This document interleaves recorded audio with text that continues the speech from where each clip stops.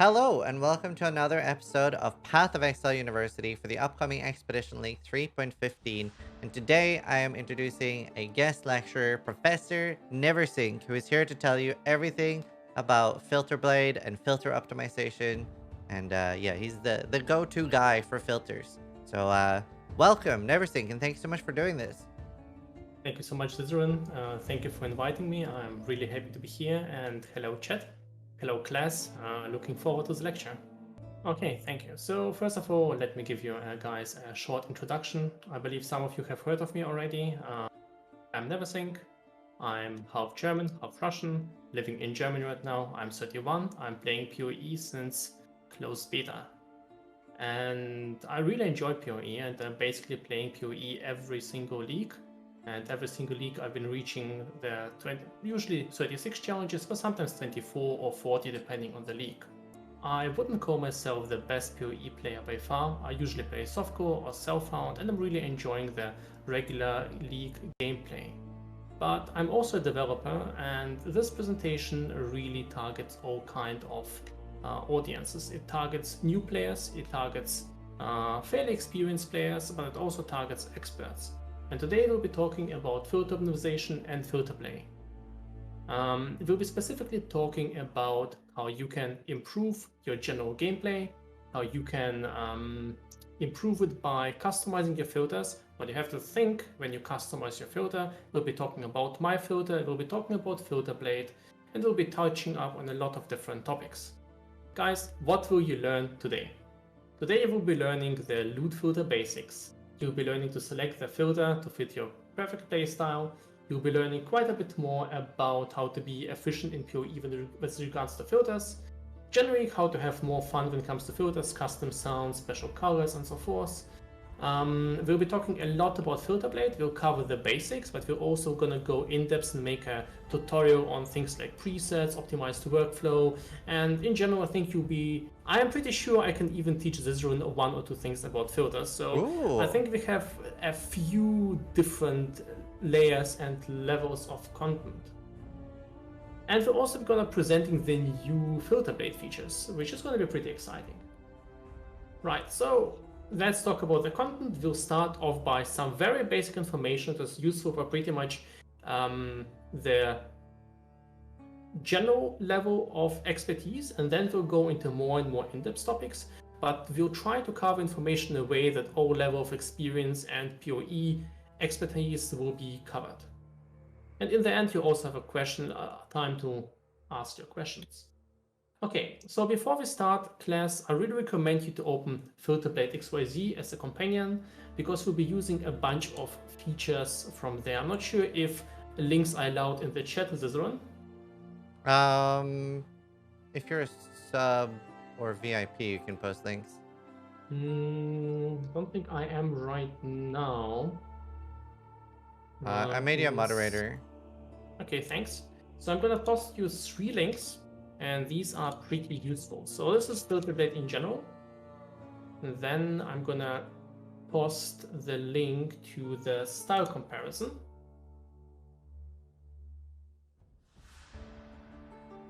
And then I'm gonna post the link to the strictness comparison.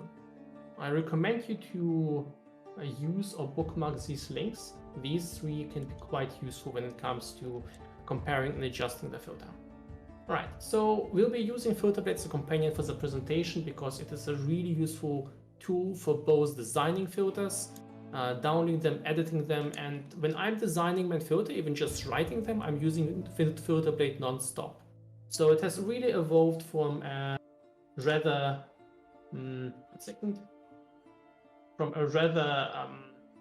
niche tool into something with a lot of different broad features. Right, so first of all, let us talk about general PoE filters. What are filters? First of all, they are not hacks, they are not mods. It's a supported feature by GGG. They are script files, a specific language designed by GGG, and in general they're there to hide unwanted items. But while doing that, they can also adjust item appearance. They can add minimap icons, labels, beams, drop sounds, and internally they are basically a list of priority sorted rules. That means the highest rule has the highest priority. So if you add a rule at the very top that says hide everything, no matter what comes afterwards, everything will be hidden. And usually you can only see one, and a single rule in the filter can match as well, will only, no, 1 second. Usually a single item will be matched by exactly one rule. So you have a rule to, let's say, match every single shaper item and color them with a blue background. And then you have a rule to match every single influenced item or every single redeemer item and color it with a different way. So these rules are arranged from top to bottom. I promise not to spam you guys with technical information, but I think this one is pretty good to understand. So the rules have basically the format of if the item matches this pattern, color it this way and give it these properties. And they are basically necessary to play PoE. Why? Oh, that's why. The left side is how my screen was looking when I've done an absolutely random ultimatum in a red map. So I wasn't even doing something special. It was, I think, a tier 12 map, and I just opened a random map, alchemied it before, and this is how it looked like. So there's a lot of cases where you absolutely need a filter to find anything unless you want to spend 5 minutes time per loot pile. And the right side is, I think, it's a very strict filter, and this is how it looks like after using my filter. Now, let's first talk about filter hygiene. I think that's one of the most important slides. You need to keep your filter updated before every leak. This is non-optional because without it, it might not work at all. You might miss out on big drops.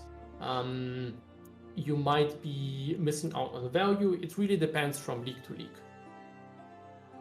Right, so I advise at the start of the leak up to update it once a week. Oh, by the way, and my filter, for instance, is updated on the day the leak is launched, 4 to 6 hours before the leak start. It takes a lot of time because there's a lot of strictnesses, technologies, and I also enjoy to do my pre-leak filter update stream. Afterwards, after the first weeks, I recommend you to update your filter once a week. And there's a way to automate the process or to make the updating be done in 3 to 5 seconds. But we talk about those optimized workflow models in a bit. I promise you they're not too complicated. There's also signs when you really need to update the filter. And that's when it tells you in-game it doesn't load. If the tiered items are absolutely not matching the economy at all, or if you see pink items. Now, how do you install PoE filter? So we'll be looking at that in depth later on, but for now, let's just look at the theory. You can use 2 options, well, more or less 3. You can use online synchronized filters. These filters can be uploaded to the PoE item filter ladder. So let me just open that. Second, Cloudflare really wants me to select all the road signs. There we go. Okay, so it's in this URL. So here you can see all the filters and you can subscribe to filters here. You could subscribe to mine filter. You could also go to your account and you can go to item filters and upload any source code here in this URL. So it shows an example of how a filter could look like. You could also do that automatically through FilterBlade. FilterBlade allows you to synchronize from this screen, so sync with PoE, and then you can synchronize your filter to the same list. It's basically the same thing, just using an API. Or you could put it into your documents, My Games, Path of Exile folder. I mean, put the filter file. In-game, you have to go to the PoE options, open the game tab, and then click refresh, and you're done. Personally, I highly advise the first method. I think that's much better, but you can use whatever method you like. Okay, so let's talk about what filters can't do. I'm going to tell you that for two reasons. First of all, I think it's useful for you to know, and I also am tired of us answering these questions. So there. Filters can't distinguish uniques of the same base type. So it can't distinguish your Worms mode from Headhunter.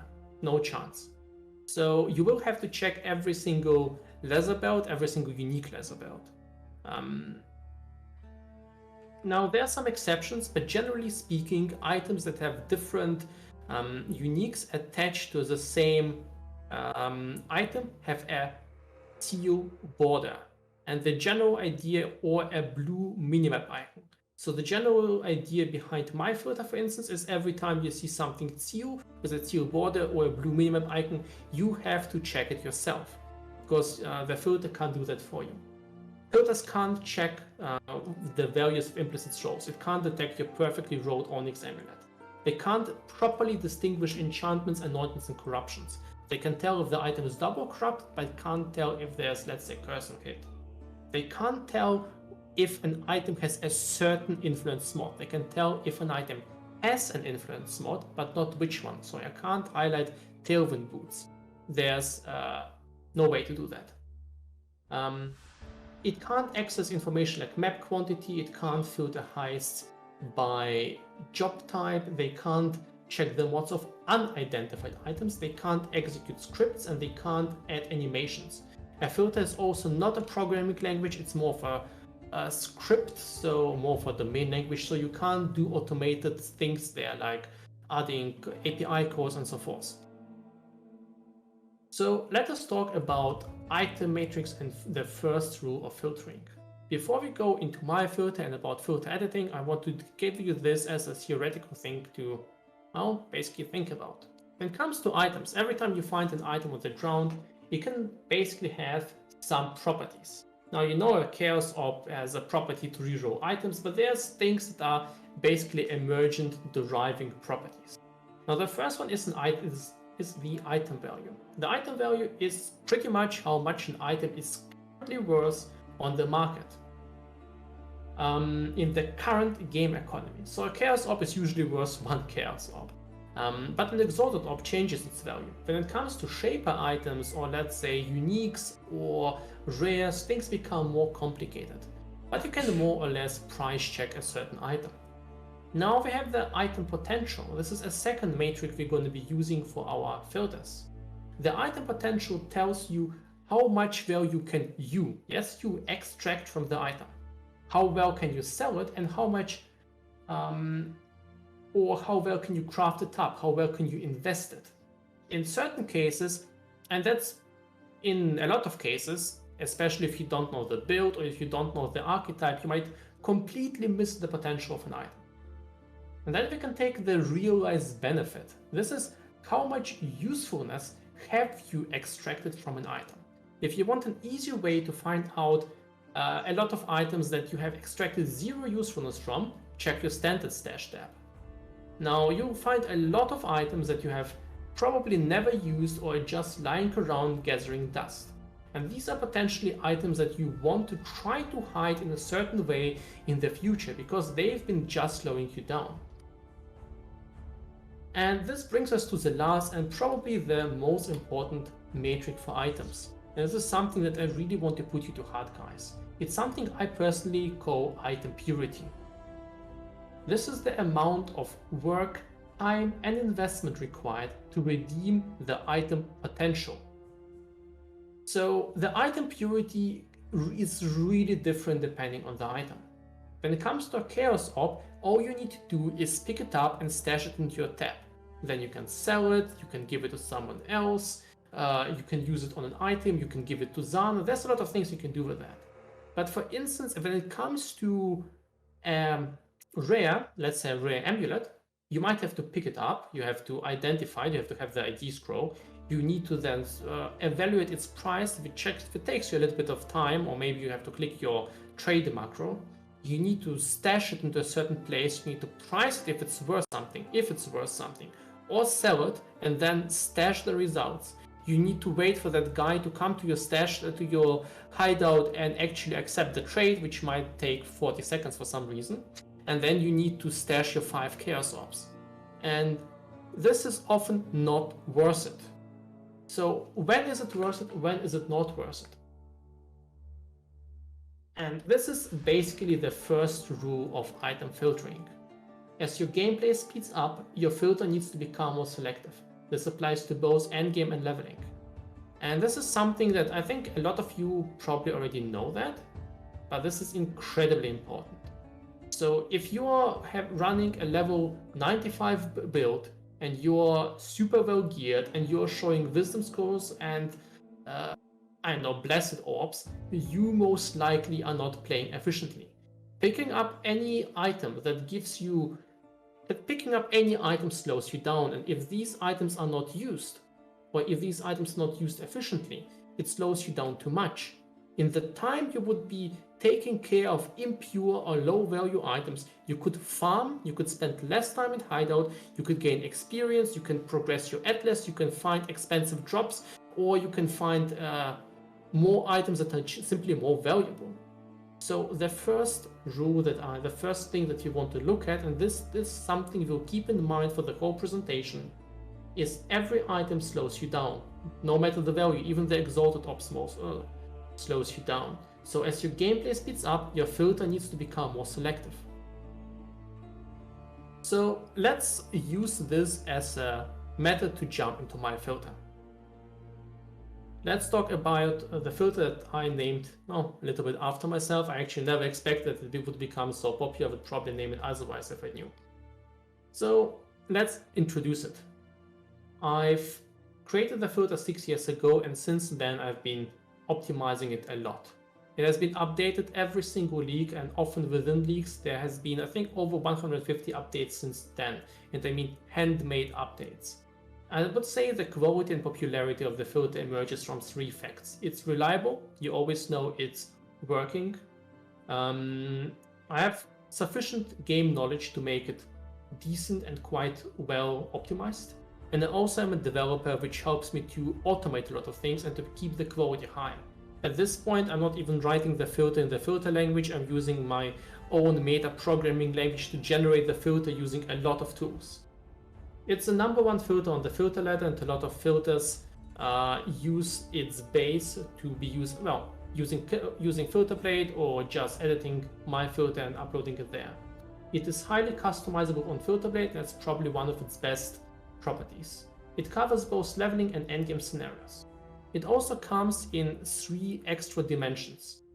It has the strictness dimension, style dimension, and economy dimension. That means the filter can come in an economy such as a NeverSink softcore style, NeverSink softcore Elder or Val or Crimson, and a strictness such as strict filter. You can combine these properties to get yourself a combination that you need. You can get the filter either on FilterBlade, the item filter ladder, or GitHub. So I do recommend FilterBlade or the item filter ladder. Now, let me just give you an idea about its design. We'll be looking a bit more on it in a second.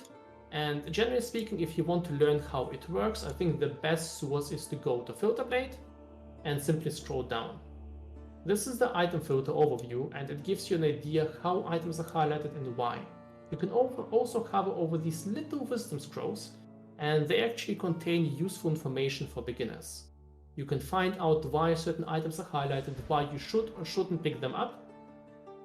You can also click on items to know how they sound, and the icon next to them shows the minimap icon. So there's a certain logic to my filter. I use a lot of colors, and there's usually reasons why a certain color is used. And when it comes to colors, let me tell you that colors are really complicated. Now, if you start working with colors, at some point you're gonna wind up thinking about gamus, squares, about screen properties, color blindness, and a lot of things.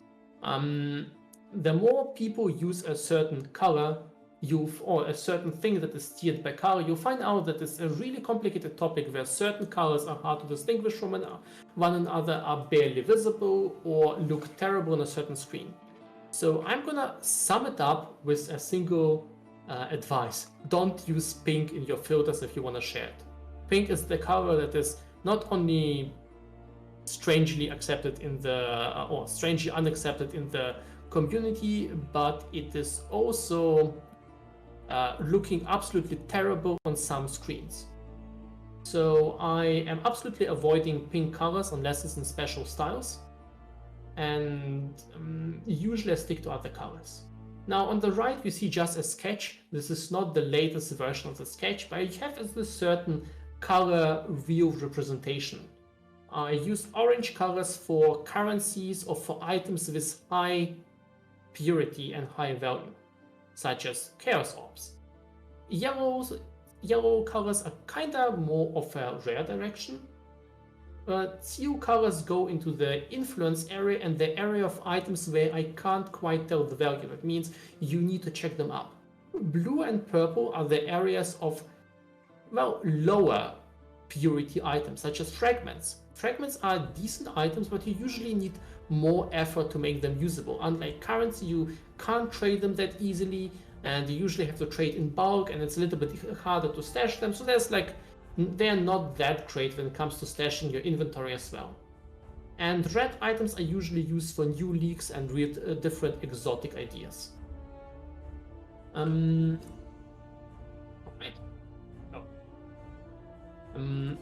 Let's talk about a second example. I also am using a specific coloring scheme within tiers to show value. Usually brighter colors are used for better gear, and the brightest color combination you can get is white. So the white items with a certain colorful border are the items that are usually worth the most. They have the same color, they have the same map icon, that is a red star. They have the same sound, it's a PoE sound number 6. And they have the same beam. And this is really important because if something drops off screen, let's say it's a mirror, you really want to hear that sound and you really want to know that sound is a sound of an expensive item. If it's some sound you have never heard, maybe you just skip it and think, well, it's some strange mob that died too quickly. Usually tier 1 items have the price of 20 to 40 chaos plus 10 to 20% of the current experience price. This varies depending on the item category, so it's a little bit lower for uniques because they also have roll ranges, but let's not get into this topic.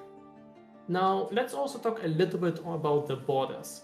Teal borders means check something manually, orange borders usually means it's high level, blue borders where leveling means it's 3 to 4 links, red borders means on maps, for instance, it means it's a +1 map upgrade. So if you find a tier 6 map and a tier 5 map, there's a lot of other small things to note there. You can mostly learn them on FilterBlade. Once again, scroll down, take a look. I think that's the best way to explore it. And a lot of things are just cosmetic and visual, so I think it's not too unobvious there. On the right side, you also see that some styles follow a little bit of a different scheme, but I'm trying to preserve that white look for expensive items. Now let's talk about the strictnesses. Let's go back to the first rule. As your gameplay speeds up, your filter needs to become more selective. And the strictnesses, so imagine you would find all items and you would tier them by value. So you would put them in a pyramid or put them in a list, and you would make maybe a histogram and put the most expensive at the top and the cheapest at the bottom. And then if you would, well, then you can tell, well, I can't pick them all up. So you would start cutting up lower levels of this pyramid because you can't take all items at the same time. So this is basically what the strictness concept is about. The higher strictness cuts off less and less expensive items. Now, if we talk about strict, please note we don't just talk about the value. We talk about the combination of value and purity. Because, for instance, a shaper item might sell for 5 chaos, and even if it does, it's harder to stash. You need to spend your 1 minute in hideout to sell it, and if you're super fast, it is not worth doing it compared to a chaos orb.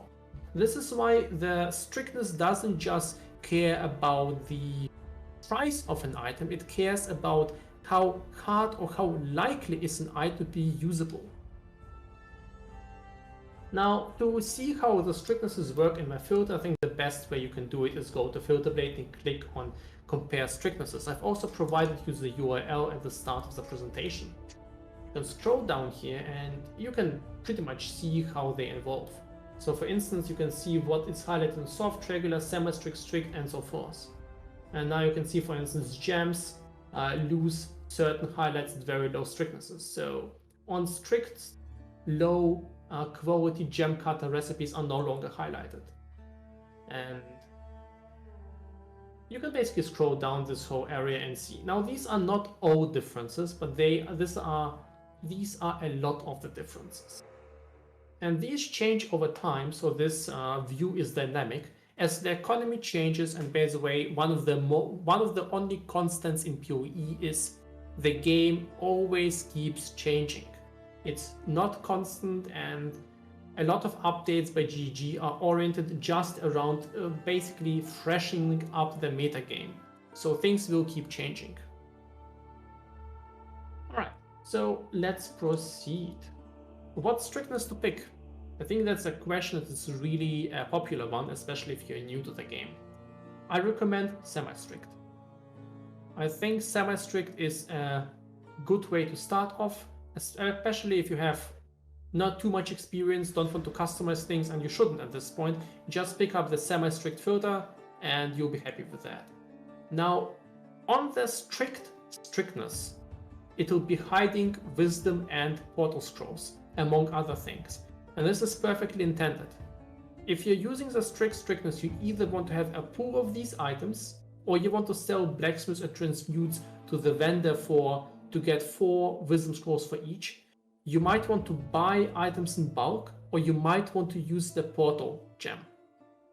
I think that's a good rule.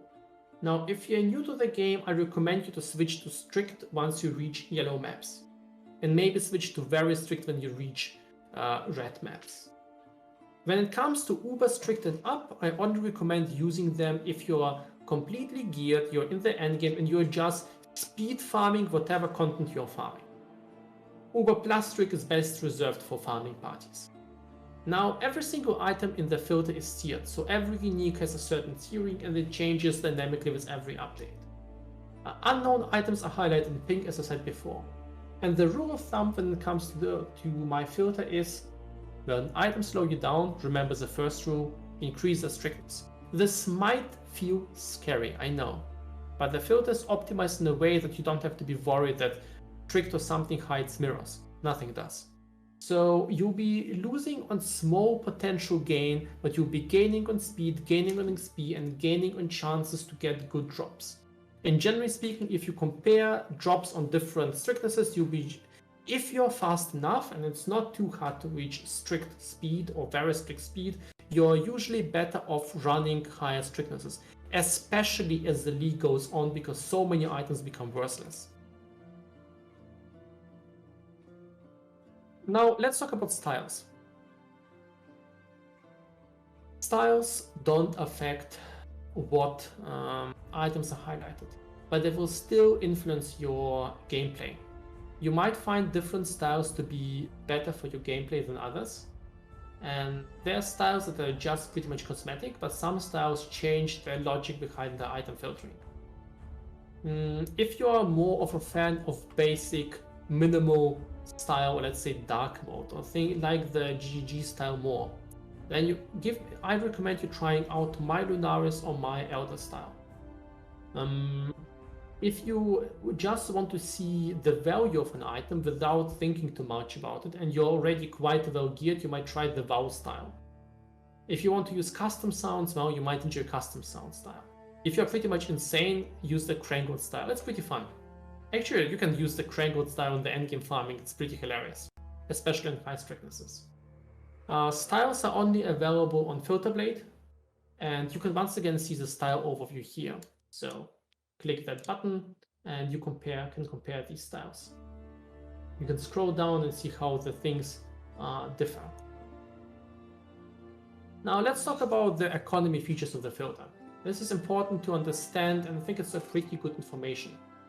The filter is updated every 4 hours for softcore and hardcore versions of the filter. Now, that doesn't mean that the filter you are using is updated every 4 hours, but the filter that is available is updated every 4 hours. If you're using a subscribed filter, that means if you're using one of the ladder filters, that means these ones, you will be getting the update the next time you restart the game or the next time you quickly refresh in the menu.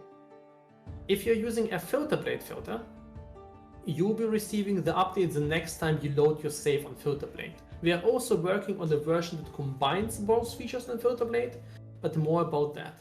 Still, for most cases, I recommend FilterBlade over the subscribe filters, and we will be talking about it soon. Just as a notice, the updates that happen every 4 hours are not that massive. So usually the changes are rather mild, unless it's the first, let's say, 4 hours of the league or the first 3 days of the league. Changes them happen a lot faster, but also the updates are a lot less reliable because the economy changes so fast. Now, when we're talking about updates, what actually happens is I'm using a serverless function on AWS that takes the data from PoE Ninja. It takes item aspects, so somewhat of a denoted list of information about every single unique divination card and so forth. It takes the base item data, it takes league information such as exalted or price and the league age. It uses a lot of machine learning and data analysis en masse, not AI, just normal algorithms. And it passes those things together to create a seed filter. And that is then basically split into hundreds of different filters depending on the style, strictness, and so forth, and uploaded on FilterBlade and uploaded on the PoE ladder and all automatically. At some point we might be playing with AI, but I don't want to do that at this point. This is not AI, this is no neural network, this is just regression and so forth. Right, next up. The filter is pretty resilient. The economy update is pretty resilient against manipulation. That's thanks to the PoE Ninja properties, thanks to some inherent properties of the tiering concept, and thanks to some things I've been implementing. So you don't have to worry about that. It's also all open source, so you can check out the algorithm yourself. The tiering is adjusted based on the league age and the exalted or price. So certain items are highlighted more at the start and lose highlight, and certain items get highlighted less later on in the leagues. Some items are absolutely anchored. So that means they will be never changing their tiering, independent of what the economy says. This is, for instance, very useful for exalted ops or mirrors. No matter what PoE Ninja says, maybe someone is manipulating prices. You don't want your exalted ops or mirrors to drop in tier. You don't want certain items to ever be hidden. So some items are anchored. Currently, there's a big list of things that is completely auto-tiered, such as most currencies, pretty much all uniques, unique maps, replicas, fossils, base types, gems, vials, delirium orbs, and you can read the list yourself. It's pretty long. The next upgrades will be a reworked influence item tiering and an automated cluster jewel tiering. And let's talk about some final notes before we slowly jump into FilterBlade editing. The filter attempts to detect good mod combination to a certain extent. So what does it mean? Can you just drop an identified item on the ground? No, you can't. Why? It's a threshold problem. Once again, you kind of can either show way too many items, and some of them will potentially be good,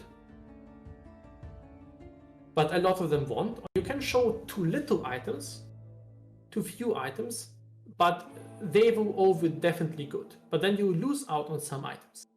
So I'm trying to find a middle point. So if you drop items on the ground, maybe to highlight some, but also skim on some. Also, there are some limitations in filtering and the meta keeps changing. So this definitely helps, but it's not perfect. The filter switches into endgame mode at level 68, and it highlights map upgrades with a red border. There's a special treatment for stacked currency and currency while leveling. Just if you're testing the filter and dropping items into the ground, if you're dropping, let's say, 10 Chaos Orb and you're dropping it while leveling, or drop a stack of Wisdoms, it will be treated differently. So you need to think if you're testing with stacks, if you're testing with leveling current. There's special highlight for crafting bases. There's a fairly solid universal leveling section that is getting more solid if you upgrade it with FilterBlade or customize it with FilterBlade. And yeah, I've already talked about the teal items. If they're teal, check them out. I can't really price them without your help. Let's talk about specialization and the second filter rule. 4 ways to gain a chaos. Let's think about these 4 examples. All 4 examples will yield you a chaos orb. They have the same value, similar potential, but different purity. If you pick up a chaos orb, you get a chaos orb. It will probably take you 1 second to pick it up and stash it. You can do it the same with 8 Reign of Chaos card. It'll probably take you around 25 seconds to pick them all up, stash them, pick them out at some point, go to Navali, turn them in, take it out, stash it back. Is it great? Not really, but it can be done in mass, making it a little bit more effective. You can also do chaos recipes. Depending on how well you do it, you can do it in quite a few seconds, but you also, depending on how you do it, might want to identify the items, and it can take you quite a bit. Finally, you can also sell an Antivarius at the Starry Road or some other unique. It might be expensive while identifying, but most likely it's not. And it'll take you probably 1 second to pick up, 3 to 10 seconds to identify and either wait for a trade macro or to establish how expensive this item is, maybe more. And then it'll probably take you quite a bit of time to sell this because you have to leave your map or talk to the person, and then you have to wait for them, click apply, check the chaos orb, stash the chaos orb. So let us ask the question, is it worth it? And the answer is clearly depends.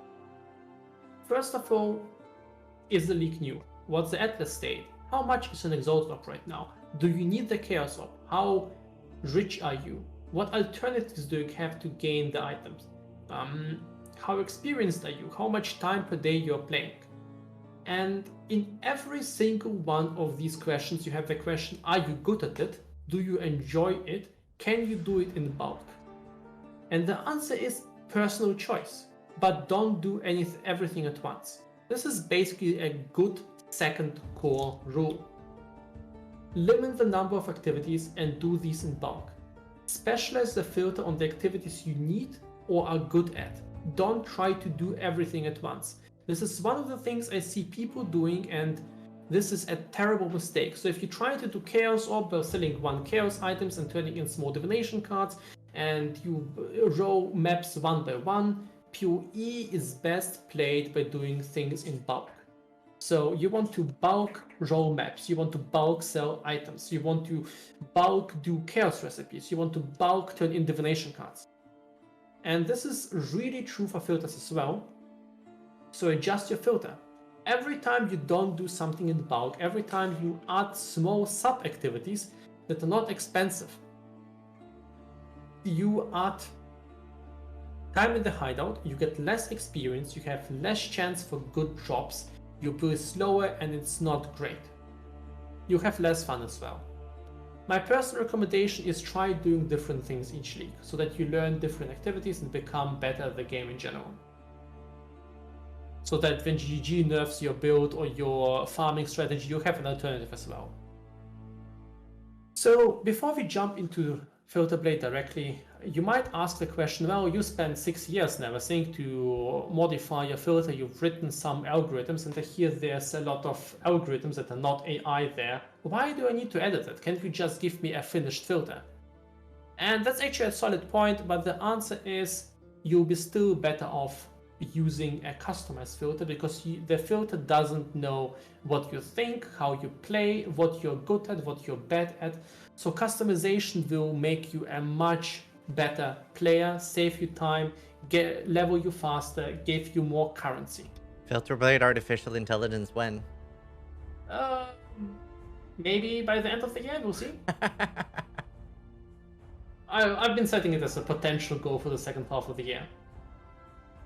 Okay, so I think it's the last slide before FilterBlade tutorial, the practical tutorial.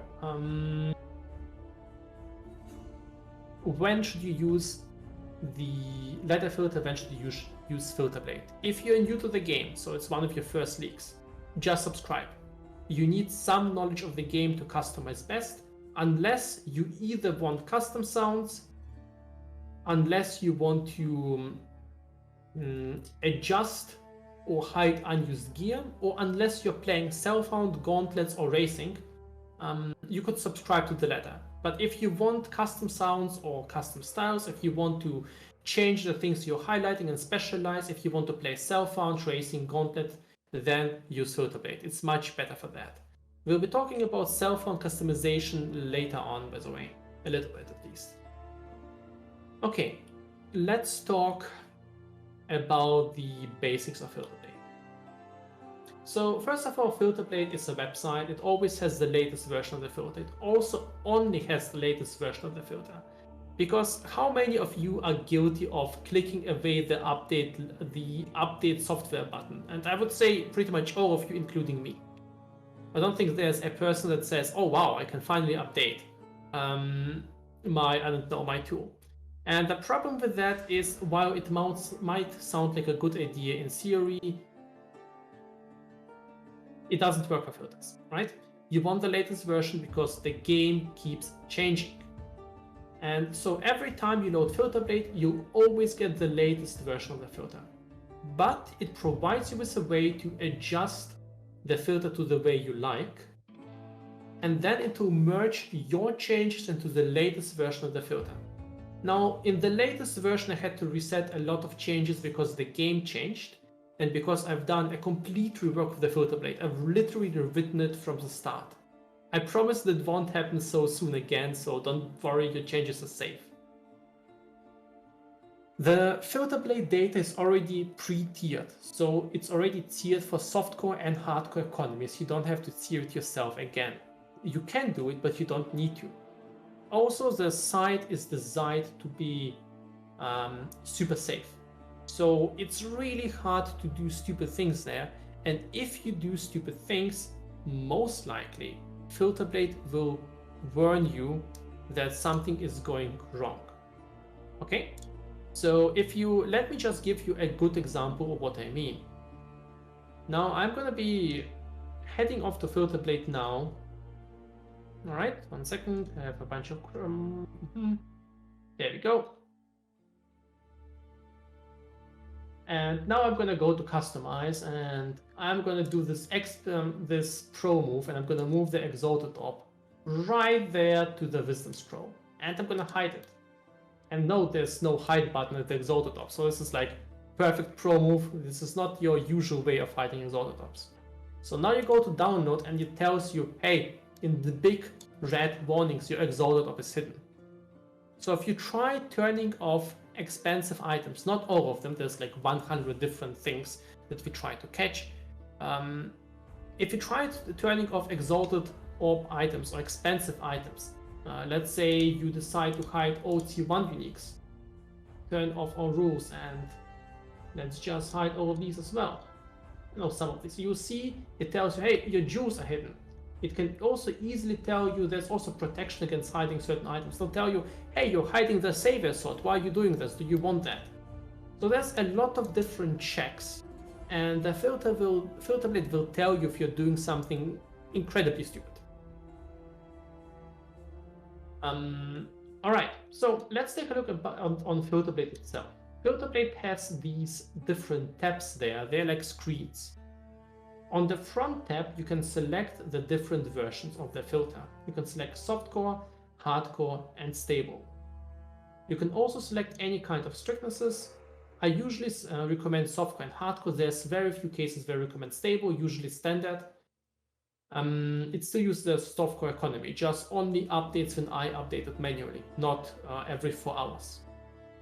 You can select the strictness you like, and then you can select any style and use it. So we're gonna stick to the basic setup. There's also presets, but we're gonna talk about them later on. Now, you might want to do some changes now. For instance, you might want to... Yes, let's talk about that. So let's talk about changing things. Let's talk about the very basic rule. So this is how rules look like on FilterBlade. They have two parts. Remember how I explained that filters work in a way. They tell if an item meets certain criteria, then show or hide them, and give them a certain appearance. This is what a rule does. And you can see it right here. For instance, if you go to vendors, it is chromatic wall. Here we have the 2x2, so a small chromatic orb item. And what this means, if an item is a chromatic orb item, so you can sell it for chrome, it's an RGB item, and it's in an area level of 67 and up. There's a special section for leveling, by the way, so they're split into leveling and endgame. Then you want to show it, you can also click on hide, and you want to give it this appearance. You can change the appearance at any time. You can make it like that, for instance, make it really red, and then you can go to overview and scroll down and see the chromatics now are highlighted in red way. So that means that the whole site is synchronized. You could go to simulate, which is a small items drop simulator, and you can select to customize to show only currency. So it will generate with different currency types. You can even get the mirror, but try getting a fishing rod. That takes a while. So now you can change the appearance. You can change it here, or you can go to customize and change the appearance of the currency. And once you change it here, so once you change this here, it will be affecting the whole site. So it is really a nice way to see how things look. So you can simulate things on the Simulate tab, see something that you like or dislike, head to Customize, and you can adjust it. Now, you might ask if there's a faster way, and there is. You can right-click and click to jump to rule, or simply control-click and you'll instantly get to the rule to customize. The same works here. So for instance, if you want to change the way the leveling Quicksilver flasks look, control-click and you're there. Now you can change the sound here. You can use the normal game sounds. You can also click to hear the sound. You can change its minimap icon. You can select different icon types, different colors, different sizes. You can adjust the beam. You can change the text, background, and border color.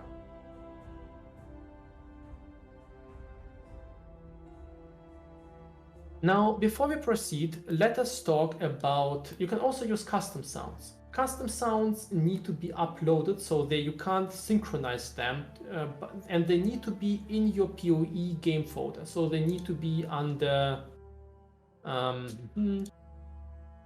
Documents, My Games, Path of Exile, and you have to paste the custom sounds there. But if you want to use them, you can set it to Sound, Custom Sounds, and you can either use the sounds by one of the streamers, or you can use upload your own sounds using the sound manager.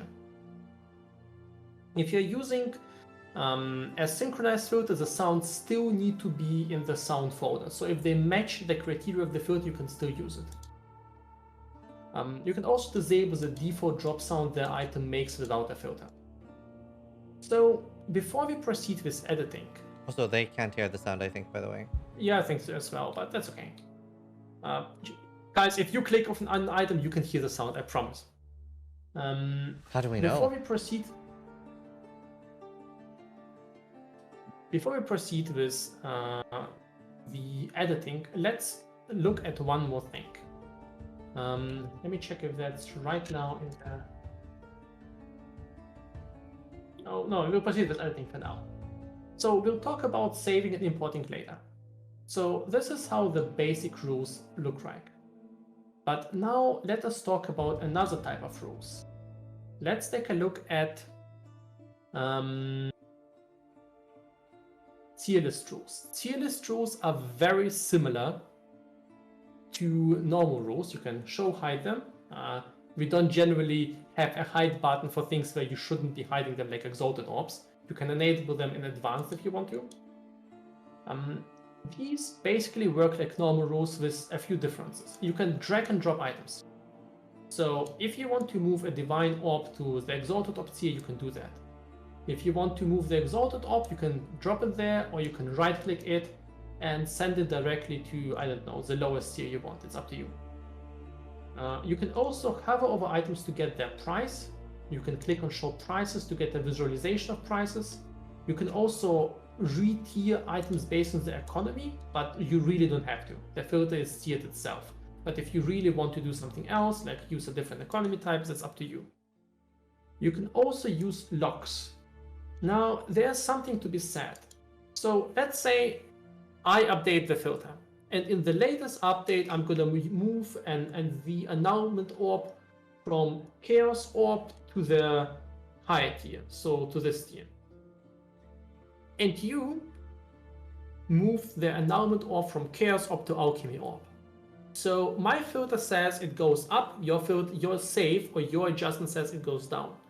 Which adjustment has priority? It's always yours. So your adjustments have priority over my adjustments. So if you have moved something like you move the divine orb into a higher tier, no matter what my update will say, unless I say, hey, we have to reset the whole section because the game has changed so much, I had to nuke this part and rework it and in the filter, and this won't happen too soon, I hope. Unless there's this kind of nuke adjustments, your adjustments have priority over mine. You can also click lock all, and in this case, all items will stay in their tiers. So they won't be affected by my updates at all. Finally, you can also add new tiers, drag items in there, and pretty much everything else works exactly the same as in the other tier lists. You can also click compact to have a little bit of a different view. So I think that is the basic of that. Right, let's talk about the next editing section before we try to. So first we will look at individual parts of FilterBlade, and then we'll put it together and look about our workflow scenarios, about updating, on all the other things. But I think the general tiering is understandable. Right? Okay, the Basetype-Matrix. This is new. Zizaran, have you already seen that? No, I don't think so. Okay, that thing is a rather new thing. I think we introduced it in the middle of the last league. And it's available in a few sections, and it's going to be more available in different sections as well. Right now we have it in crafting, and we have it under rares. That thing is new. So you see this kind of distribution here. Items are marked by a certain color, and you see the index there. There's T1, T2, T3, T4. And you can click on an item to move it to a different tier. So let's say you want to make a bow build. First, you don't care about my tiering of bows. So you click on T4 and put all items in the T4 tier. Then you want to make a bleed bow build. So you want high damage bows, right? You click on T1 and put Citadel bow, maybe Maracas bow, and maybe Harbinger. You don't care about that. We can take a look at the base stats and potentially spine bow into T1. So I think you really want Citadel bow, and just put these then in T2. And maybe put some of them to T3. Yo, this is OP. Yeah, that's pretty cool, yeah. T3 is a bit different. It's kind of a drop level layer, so it doesn't just add a single item there, it adds everything until to a certain point in T3. And you can also do the same for every single item type. So you can go into boots and adjust these. By the way, one improvement possibility, this has no effect on things like heist boots and ritual boots. They are still listed there, we're gonna filter them out soon. But you can now just take this and move these into T1, or maybe you want to see less boots, or you're playing self-found, you're making a bow build, right? So you're putting all of these into T2, but you don't care too much about them usually. So it's a nice way to quickly see and customize the way you play. You can also just say, hey, I want to see all evasion bases, or evasion and digital bases. And now you have this nice matrix telling you what kind of tier goes into what kind of item goes into what tier. So I think it's really nice to play with. And if you don't want to see, now these don't actually tell if an item is shown or hidden. So if you want to show or hide them, you go into T1 and now you see how they look like, and you can disable or enable them or change their appearance. And if you want to disable all of them, like this is a lot of things, it's annoying to click through, right? So if you want to just hide all T3 layers, you can right click and click and turn off all rules. This works for every section, by the way. So it's a little bit faster. The same applies to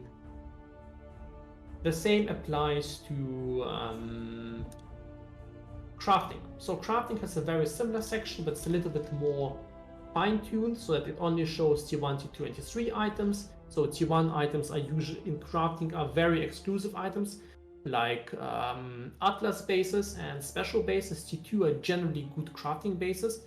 Let's say Hubris circles, and T3 are kind of off-meta bases. If it's an infamous rare, does it apply? We're going to talk about priorities later. We'll look at this later on. Okay, Decorator Rules. Now, these are a bit of a special thing, but I think it's worth talking about. They're also pretty new. Decorator Rules, well, they work a bit differently. You know, I told you a single item is only matched by one rule, or maybe no rule at all. This is not exactly true, and there's exception. The exception is the decorator rule, or continue rule as they're written in the filter. The decorators apply their appearance to an item, but don't actually say show or hide. Imagine there's different layers of priorities. So, and the rule checks the item and says, oh, well, you're a tiny rare item. I'm gonna paint you green, but I'm not gonna decide if you're shown or hidden. So it's gonna still not be matched with that. Basically, you can think about them as a way to highlight item properties. So if you want all tiny items to have a green border, or all rare items have a green border, you can put it here. Or if you don't want to do that, you can simply disable them. Now, it is important to note that these can be overridden. So for instance, if the rule here, the rule in jewelry, you see they have no borders. If this rule would be activated, and if I put the red border here, no matter what decorator says, this border color has priority over decorators. So decorators only work if the rule itself doesn't have this property. So if a decorator applies a border, it will be only working on rules without a border. Now, some people like them, some people don't, and some styles use them, some styles don't, but you can do fun things with them, like highlight corrupted items, no matter what tier they are, highlight item levels, highlight item sizes, and we're going to expand on the system. Right, now we have custom rules. Custom rules are like normal rules, but they are additional rules by you. So if you want to have this very special rule to highlight every single, oh, let's do it for leveling. I think it's a much better, no, we'll stick to endgame. So you want to add a special highlight for every single citadel bow in the endgame. So this is going to be highlighting every single rare item. We added the custom rule in the rare section. Highlight rare by bases. It's going to be affecting all rares, and no matter what it is, you want to highlight it in this way, right?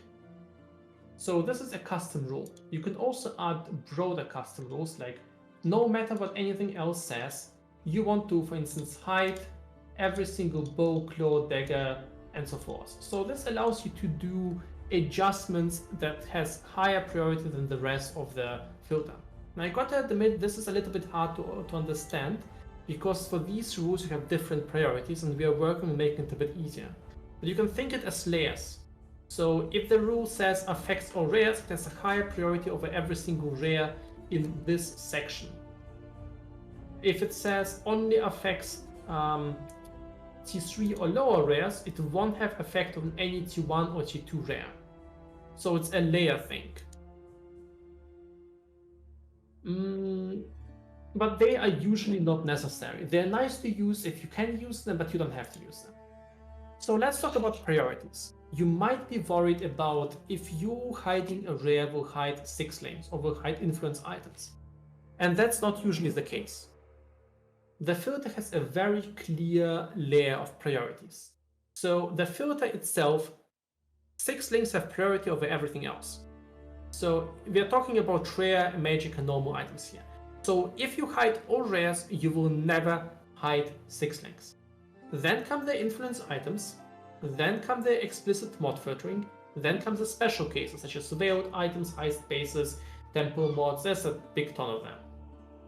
Then come usually 6 sockets, crafting bases, rare items. So rare crafting bases are also crafting bases, rare items, and finally the leveling items. So items below level 68.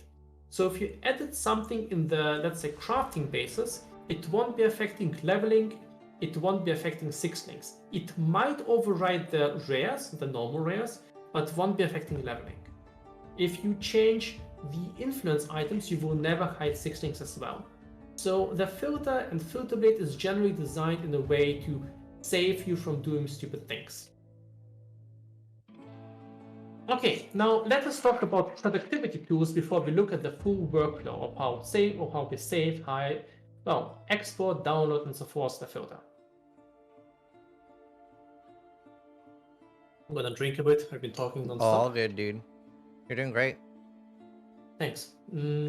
Okay, so if someone would ask me what's the most underused feature on FilterBlade, it's the search bar.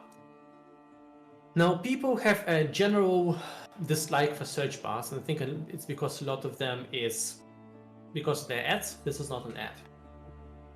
Let's say you want to hide XOF splinters, right? You're going to enter XOF here, and you see a bunch of suggestions. Click on jump, and you find them here, hidden, right?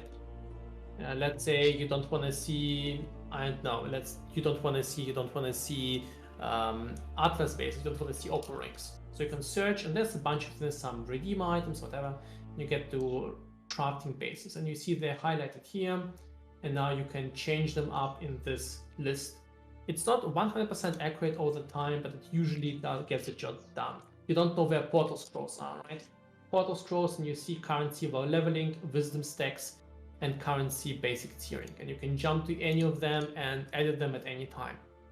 This is really useful, and I'm using it myself all the time, and I've written half of this customizer. So I really recommend you to use it. It's super fast, it is really good. With the color copy feature, so you can copy different styles and then paste them somewhere else. It's also quite neat, so you can just click on that and paste it there. Yeah, I really like it. It's really nice if you're stylizing the filter and have a bunch of styles there, and you can just drag and drop them then. And you can also mark features. So for instance, you're going there and you're marking this one, and then you want to return to this spot, you can click on that and you're back there. So it's just useful if you're jumping all around the structure.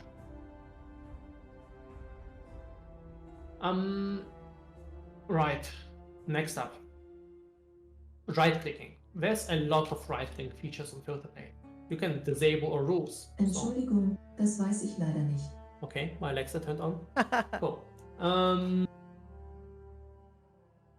So you can turn off our rules, you can turn on our rules, you can minimize rules just to save some space.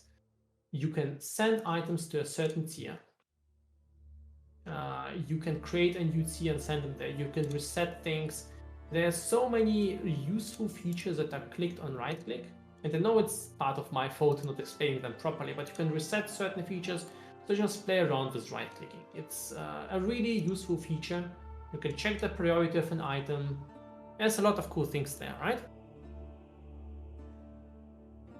Next up, control click is the same as right click when it comes to show item. So you can control click that and you're at this rule and you can now change it. Just a great way to work. Now you don't have to constantly click overview, customize and simulate. You can use 1, 2, 3, 4. You can also use A, D or the arrow keys. It's also nice though to be a bit nice way to save some time. If you have a blue border in the customizer, such as this one, this means this section has been changed by you, for instance. So, or it has been locked. So if you have moved something, you can go down there and find the one thing that has been moved. So you see this Awakener orb has been moved by me while I've been doing some examples. It's, yeah, you can also lock them. It's also shown the same way. So if it's locked, it won't be moved. And you know, oh, I've locked these items. I also have a black border. Right. Next up, the suit. Some of you already saw it and laughed about it. I also laughed about it, but I think it's the best way to explain the FilterBlade safe load procedure. And I would like you to listen to this small example. Think about it like that. Think you want to have a new suit, but you are not a basic suit wearer. You are a special suit wearer. So you want to have your very well customized suit, right? So you go to a suit maker and order a suit, and you give him a list of requirements. This is basically how FilterBlade works. Think about my filter that you start off on FilterBlade as the basic suit. So it's the one that you start with. The requirements you give it, a list of changes, kind of a list of spare pages bulked together, are your changes. It's the safe. These adjustments are your safe. They are not your filter. So when you're adjusting things on FilterBlade, you're not saving your filter, you're saving your safe. You're saving the adjustments to the suit. When you download the filter or synchronize it, they basically gives you your final suit. And there's also presets. These are bundles of those changes that you can remove and add at any time. We're going to explore them soon. I think they're very, very powerful, and it's one of the cool new features on FilterBlade. So let us talk about the general workflow. So let us say you're playing in the end game. You're playing in the end game, right? And you feel like, well, I have my say. I'm using the semi-strict filter. I could, now first let's reset everything. I could hide some more rares. I see too many rares. So you go here, you scroll down to rares, you go to weapons and armors, and you click on tier 3, hide it, right? You don't want to see them anymore. You go to tier 2, maybe adjust this a little bit, and maybe hide all the weapons. You don't want to see weapons, only the armors, like boots and so forth. Then you don't want to see any more chromatic orbs, don't care about low tier GCP recipes, don't care about glass blowers at all, don't care about unique rings for Lorvif. By the way, if it says disable, it means the rule, the item might still be matched by another rule. If it says hide, it will be instantly hidden. So Lorvif rings, you won't be just hiding rings, you just won't be showing them with this border. So disable, right? Okay, good. And now you want to export these things into your game, right? So you go to safe load, and I recommend you to synchronize with your profile, so you can log in with your PoE profile here in the top right. That is actually, I'll show you that in a second. You go to save with PoE, and you're gonna make a new save. So think about it. Save is a list of adjustments. It's not your filter. So now we're gonna call it my endgame save, whatever. You're gonna make it private. And you can also give it some classification for yourself and some description, click apply. So it's saved, right? Next up, you need to either download it, and we're gonna talk about this in a second, why you need this extra step and why it's so good. Now it's your list of adjustments. You go to synchronize or download, whatever you like. I prefer synchronize a lot more. You click to synchronize, and you either add a new sync filter, it's the one that we saw here on this screen, or you can adjust one of the existing ones. So we're gonna override this test that filter them have here. So I'm gonna call it differently. 1 second, synchronize. Let's call it my test endgame filter, right? So we're gonna private, saving, done. Let's override it, so done, right? Done.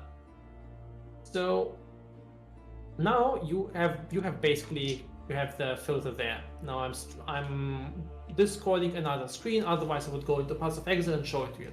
And you could now open the filter menu there and see the filter. I believe we can take it out, take a look at this later, but I hope you guys believe me. Now what you can do now is, if I F5,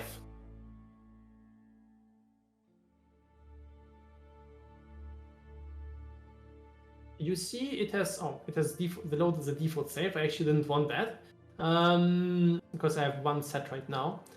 But if you go to save load now, you can load this save, load the endgame save.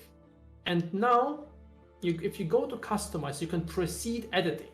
And you see this version has been updated. So while I've been streaming, a new version was uploaded with a little bit newer economy, more fine-tuned, and your save has been already updated to the latest version. So now everything has been merged into the slightly more updated version. Now, and at this point, you might obviously make this concern, can we optimize all of these steps? These are a lot of steps. And this is how FilterBlade has been working before. And recently we implemented a bunch of adjustments that makes this a lot better. So when you go to save load and create your save or configure your save, you can first click auto load. That means you will automatically load the save when you go on FilterBlade. You can obviously only select one save. And you can also click an on save action. That means a certain action to help them when you save it. And you're gonna tell it to automatically synchronize with my test endgame filter. And now we're gonna click apply. So it has basically changed these settings. So what happens now? I'm gonna click F5, and you see the save has been loaded, and we have been instantly moved to the customize screen, and your save is already loaded. And there's this wonderful button, quick save now. And if you click it, it has been saved and has been uploaded in endgame. It has been uploaded in the POE Item Filter ladder. So all you need to do to update now, or you need to do to adjust something now, is click quick save. So you just open the site, click quick save, you're done.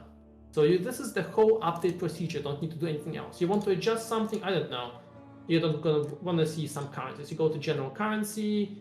You see too many wisdom scrolls, right? Hide. You don't care about that either. Quick save, done. It's in game. You have to go in game now and click refresh there in the menu. Nothing else. So I think this is a much more optimized workflow, because this allows you to update your filter and update your save within seconds. You literally only open FilterBlade, and as long as you're logged in, it loads it, quick save, done. So yeah, I think that's one of the best improvements to the whole system in the past weeks or past years. This makes it very, very much faster to adjust it. And now I'm going to show you another power feature. And it's actually something I'm really hoping that you, Zizaran, and other users will use a lot. All right. This is the preset system. Now, presets have existed before. And this, by the way, you can get Zizaran's preset here, basically his custom sound pack. And there's some presets by me here, like the leveling preset for casters, summoners, and mines. It has been used a lot. And some days ago, we implemented public presets. What are presets? We talked about the suite, right? About these savable bunches of changes. Now, a single change is like a page. A preset is like a key to a folder. So every time you load a save that had a preset, it will load the latest version of a preset. It's going to take a little bit of explaining to do. So let's make a preset. Let's say you want to make your own preset to adjust certain things that you always do in the endgame. Or you can adjust your style. So you don't never want to see chromatic recipes. You don't want to see low gems, right? You don't want to see any glass blower bubbles. You hate chancing. I hate chancing. You go to currency, and no matter the strictness, you don't want to see wisdom scrolls. So this is your preset. Now you go to save load and you go to presets. Now I have a bunch of them, and you can create a new one, and you have to give it some sort of classification. So you can call this your endgame preset. I'm gonna make it private and call it my endgame normal endgame hidden item. Right? You can give it some description and you click apply. So it has created this preset. So what does it make? Now, if we reset everything and you're making a new filter, you can click on presets, click on my own. I have a bunch of them, and there's this endgame hidden items, and you have added that, and you click apply. And these things are now emerged into your save. and you can add multiple presets into a single save. And you can now just save it in a normal way and customize it in a normal way. And you can have a preset for your style, you have a preset for your tiering, you can have something like, I don't know, Zizaran's hardcore item tiering, or Tiger Killer's leveling caster preset. And you can remove them and add them at any point. Now the advantage here is, every time you load your save, it grabs the latest version of the preset and puts it into your filter. So if you have, for instance, 5 saves and all of them use the save preset, like your style changes, you don't need to make the style changes every time. You can just keep the preset separate, and it will be pulling every single time the changes from the preset, the latest version. If you adjust the preset, the saves will get it as soon as you load it. And this art, you can also make public presets if you're going to add URLs for them soon. So you can go to public and check what the community is doing. So you can get the W2 sound pack, you can get some anime sounds. So I have to know that if you're using any kind of sound pack, you have to provide a URL here down below to download it. You can get a preset to always show all maps and all strictnesses. You can add some league starter presets. You can remove chancing. So you can just browse for things that you want. You can search for things, search for, let's say, racing presets, and look for something you like. And I think it's a very powerful concept because it allows you to abstract between things. Now, there's already the question in chat, what happens if there's conflicts between presets? Presets have a priority. Now, this is not the greatest looking list, we're going to improve it, but you can drag and drop them. So the higher preset has priority. And you can remove them at any time as well. So this is a very strong feature if you have multiple saves, and it's really nice. If you remove the preset, by the way, so if someone makes a preset public and you're relying on it, you'll be getting the latest non-public version of it that you saved. So you won't be losing changes if someone deletes a preset. So yeah, we talked about the workflow optimization feature a lot, and this is one of my biggest recommendations for you guys. If you're using FilterBlade, log in, make a default save, make a synchronized save. You can also put it to download, click quick save, and you have your filter done. Yeah, we've covered the presets as well. So it's just an example of what you can do. You can have a, let's say, hardcore leveling preset for Blade Blast and a style preset. And then you remove, then you died on hardcore and and go to softcore to cry yourself out. So and then you can you can add your archer preset and play there. So, and you don't need to completely reset your filter because the style preset is the same. And afterwards, you can maybe add a special preset for the end game and remove the other one. So you think about them like adjustable modules, like cluster jewels. You insert them and remove them from your filter skill tree. Forgot we need a filter skill tree. Okay. This is basically the whole presentation until the demo for the league start. Zizaran, do you have any questions, additions, or anything I can show before we head to a league start type presentation? Yeah, I do have one question that's Sure. been burning on my mind. So the first filter you made used sound number 5 for Exalted Orbs. Why did that change? Was it like that? Yes, that's why I still do it. Let me check. I don't like change.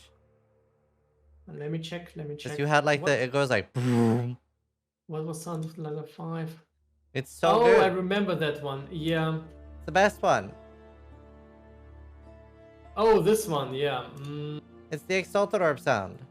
I don't know. I don't really feel like it's quite as exciting as sound number 6. I'm sorry.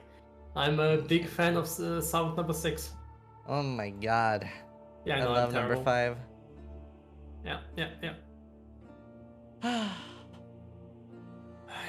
Yeah, but I could make an old school preset if you want, or you can make an old school preset. Yeah, so I usually I'm just gonna make my own preset and keep using that because that's basically what I do every league. Is That's perfectly fine.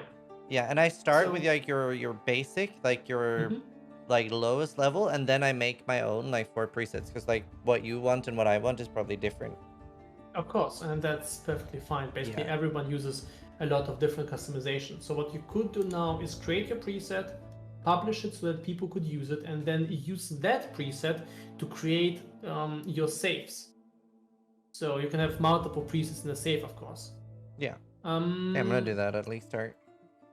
Wonderful. So there's a few more things that I want to show that I quickly forget. There's the item recreator, just a small note.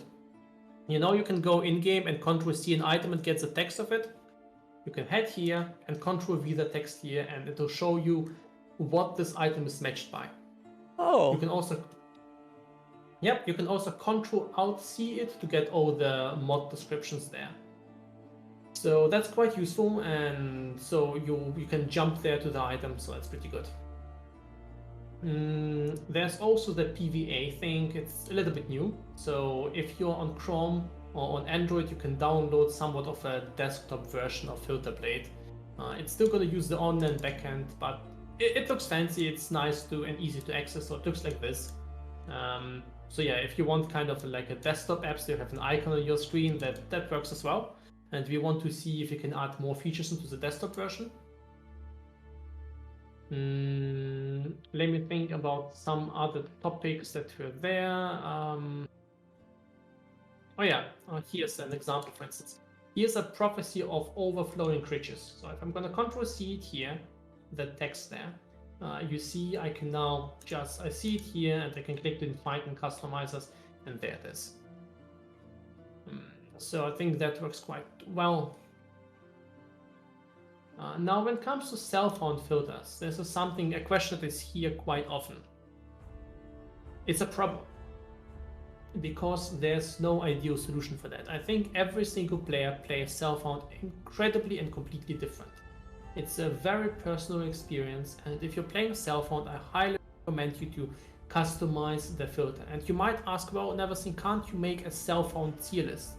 And the answer is, if you ask every single person what items they want to be shown on self-found, and you basically make the average out of that, you get the economy tier list.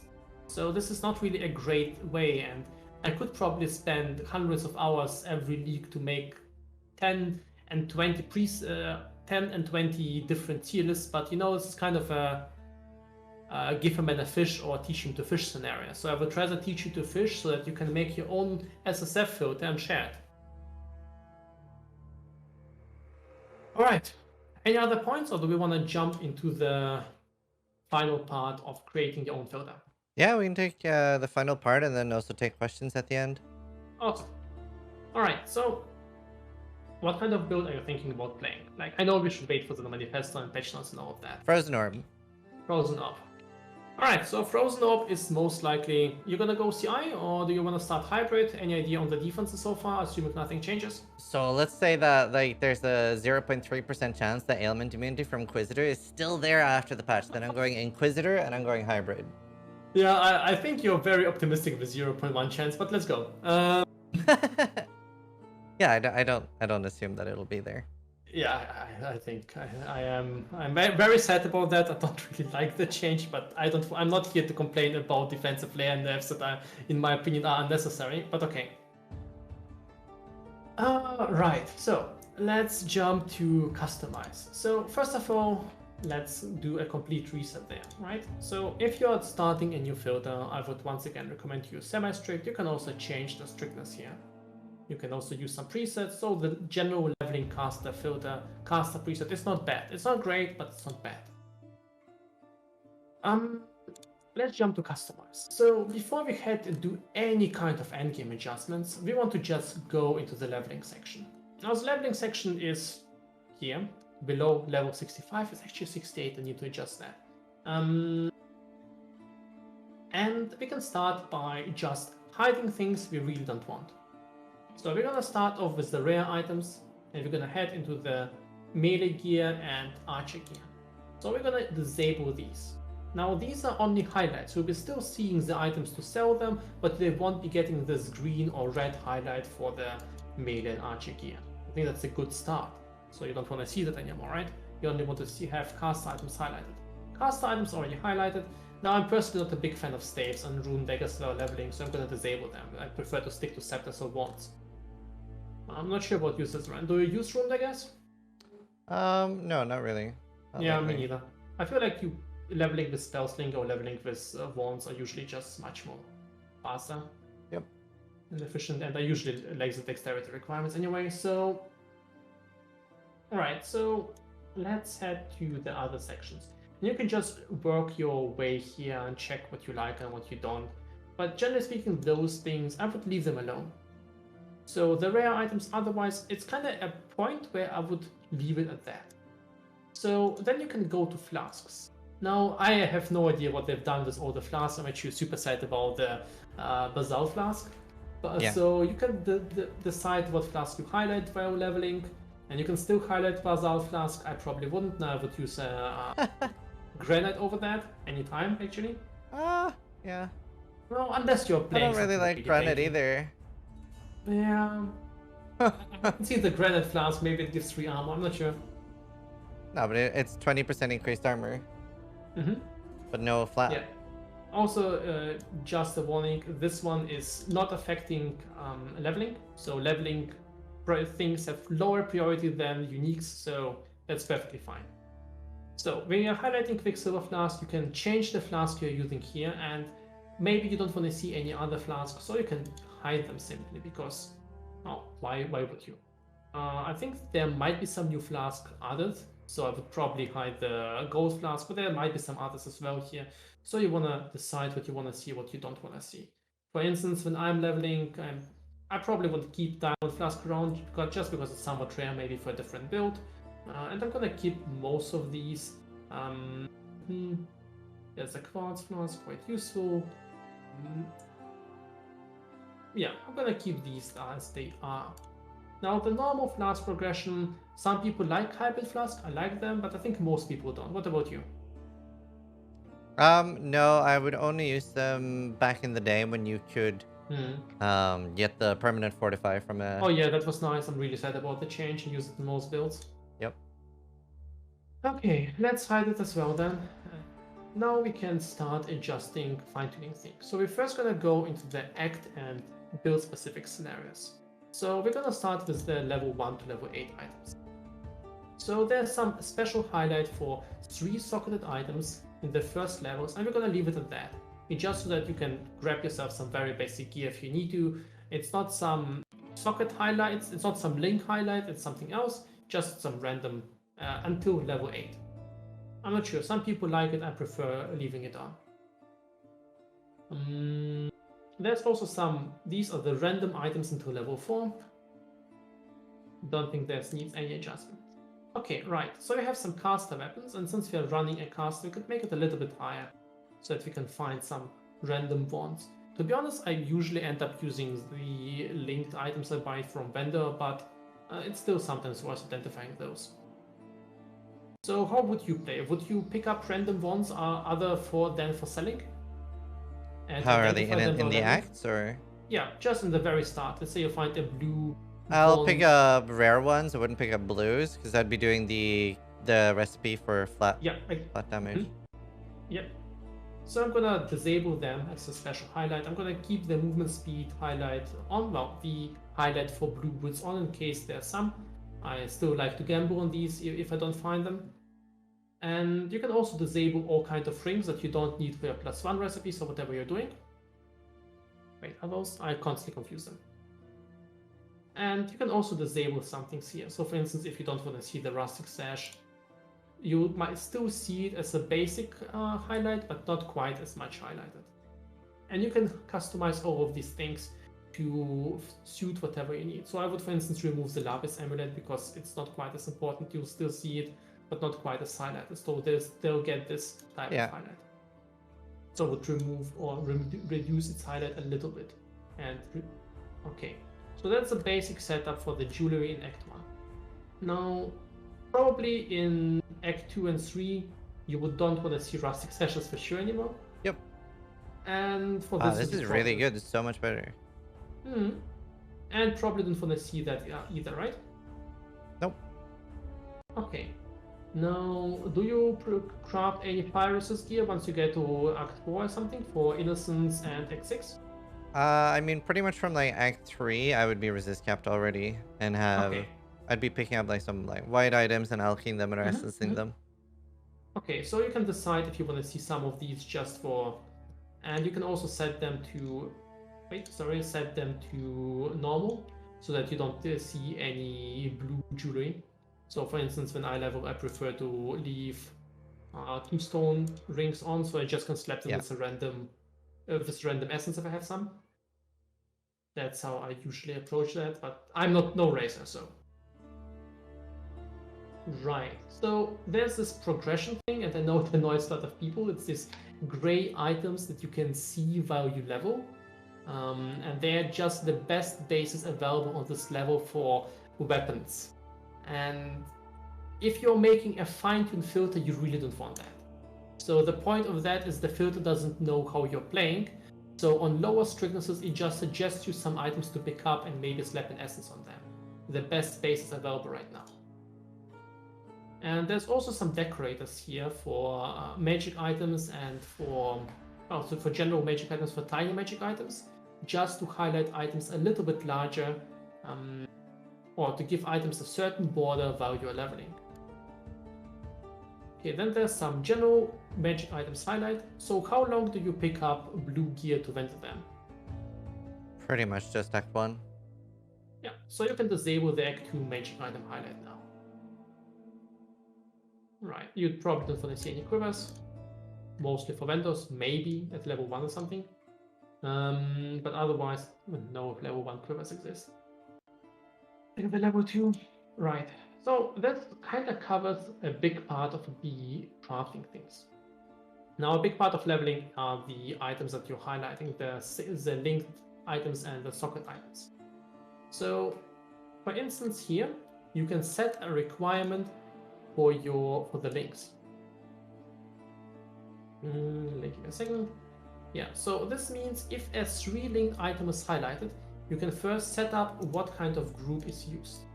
So for instance, you can set up, you only want to highlight items if they're shields, helmets, gloves, boots, wands, or scepters, and if they at least have GG or GB links, right?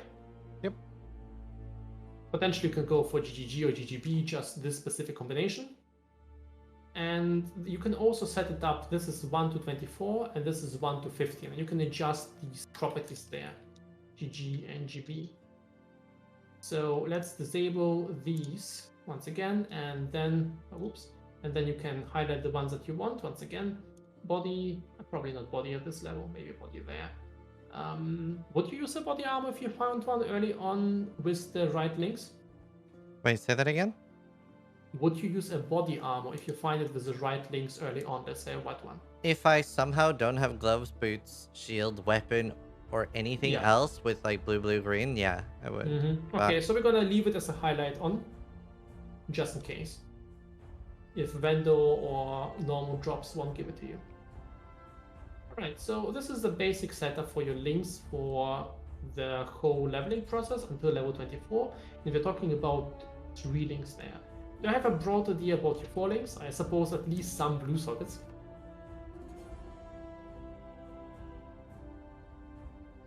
So we're gonna add at least 1 blue socket, so you really don't want anything that doesn't have a single blue socket, because that's most likely armor, gear, and so forth. And we can once again disable every single base that we don't care about. And we can add it to tell helmets, gloves, boots, body armors, helmets, boots, gloves, body armors, right? There's nothing else. We're ignoring staves, I suppose. Oh, yeah. You could technically add staves, but that's up to you. I don't think anyone would use staves. Yeah, I don't think anyone uses them anyway. You know, when building the presets, the 1 year passed, and I never had a preset for staves. And after 1.5 years, someone asked me why do you don't have a preset for staves, and the other preset had like 100,000 users at that point. And I was like, that's why. This is exactly why. It took several hundred users until one emerged who wanted the staves preset. Oh wow. Okay, and you can also select some desired socket groups. Now this is somewhat of a global configuration where you can suggest certain socket groups to be highlighted. But since we already linked these, I think that's perfectly fine. The highlight these, I think that's perfectly fine. Now this basically sums up the link configuration. But now what we want to do is probably hide items or hide rares above a certain level that you simply don't want to use and you don't want to sell them anymore. So this is what we're going to do. We can hide items by armor type. I think that's a very efficient way of doing it. We're going to set it to handpicked and good rares. I think this way you will still see your RGB links. And we're going to hide items we don't care about. So we're going to hide armor bases, evasion armor bases, and pure evasion base. And we're going to leave anything with energy shield out there, right? How would you approach it? I don't really mind the base at all for armor. I would even take an armor base as long as I had the right colors. So it would show every base, because you can still drop a blue, green. Yeah. I need to check up if these have the right priorities. Let's actually take a look at that. So we have our socket and links, we have our polling, and we can show priority. And yeah, you see this one has priority over all of the rare things. Oh. So that means you can use that and you can still add this, I think, and you'll be fine. So we can jump there, we can reduce the priority of that. And now we are hiding these, and we can hide anything rare and above. And we can also tell it to hide it only if the number of sockets is less than 3. So you could even use a higher priority if you want to, but less than 3 since you don't care about the 3 links. And you can only do that, you want to only do that if the area level is above, let's say, level 30, because from there you don't want to rent those rares. Probably you don't want to rent those rares earlier, right? No. Okay, when would you stop rendering rares, more or less? Depends a little bit. Like, sometimes you can, like, very early in, like 2 or 3 end up with a shit ton, but... Yeah, I mean, I'd probably always be... On my first character, I don't think I stopped rendering rares. Okay, so we can maybe put it up in a very high level, so let's say 40 or 50, just to reduce the clutter. Yeah. Okay. Well, it really is up to every single person how they play that. So, and if you don't want to see a certain slot at some point, so for instance, when I'm leveling, at some point I just get a little bit lazy and I start hiding a lot of items that I really don't care about. So you can select, you can click select, oh, just going to be lazily suggesting all the slots I don't really want. So that's fine for me. So all of the weapons that I'm never going to use, and I'm going to put it to affects everything, including good rares, and any rarity smaller than rare, and starting with item level 45 or something like that, I would simply hide them. You can also set it up by highlighting by this and height, so that you can you only hide them if their width is bigger than, not bigger, but equal to 2, so you only hide the small items. And this is a good way to just get a lot of clutter out of the game. So now if you go to simulate and switch the item level to something like 35 and maybe disable everything else, you can take a look at what's simulated. And you get a good idea on what's shown. So you see the armors that are potentially interesting. You don't see any more weapons that you don't need. Let's see if you can find a proper caster weapon there. There's some caster weapons, but nice. Yeah, but maybe you wanted them more highlight in this case. So we can go there, maximize their highlight, increase their background, and give them some nice border color because you're using them a lot. There we go, and it's a little bit more prominent. I usually highlight the items that I want a little bit more. That maybe. It really is up to you how you play that. So there we go. So this basically covers the majority of, I think I saw some, I think that basically covers the majority of the items that you want to do while leveling. And some potentially other things here are,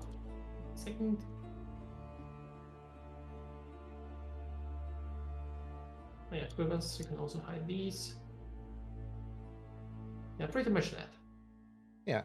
Okay, you can also add a special highlight for certain bases, certain armor types, and certain slots. So basically the reverse thing, how we've been hiding complete layers of the filter, you can also highlight complete layers of the filter. For instance, you can add a highlight for wands or for axes if you're leveling with a specific class. But if you're hiding it, it works just as well since there's base highlights, so you don't need to hide them anymore. And a lot of the base features are already used. Now, while leveling, do you add extra highlight to certain currencies, such as transmutes?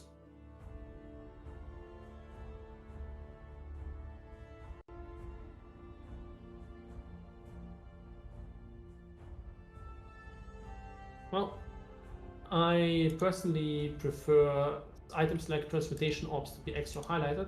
I'm not sure, Zizaran, if you answered or if your way, it's all fine. Oh, sorry. I didn't hear that it was a question. Oh, good. So do you add extra highlight to, let's say, transmutation orbs while leveling, or give them a map icon? I usually don't. Like, if I have a separate racing filter, then I would have like transmutes have like a big ping, but other than that, I wouldn't even have a sound on them. Oh, okay. All right. So something. Okay. So this basically covers the leveling section. Do you have any other ideas of you could or would adjust while leveling? No, so I'm very, very sloppy with my filter. I would normally, every league, I'll run like my in-game filter and just keep an eye out for what I need. Like, obviously, I don't do that for racing, but yeah, generally, like on a league, I will just keep an eye out for stuff I need. Oh, I see. So this basically covers pretty much the whole leveling filter, but now we can take a look at what we can do in the end game, just for this kind of leveling setup, just as an example. So first of all, we can go to, as something I'd like to address, I think it's a nice trick that I personally like to use. A little bit of a problem with wisdom scores and portals is they keep cluttering the screen early on, but you still want to collect a little bit of a pool of them. So something I personally enjoy doing is giving them a lot of transparency. So once you have, they don't clutter the screen quite as much, but if you find a lot of them on the screen, you can pick them up quite easily. It's one of the things I really enjoy doing. You can also do that with some lower currencies. So I'm going to make this adjustment here.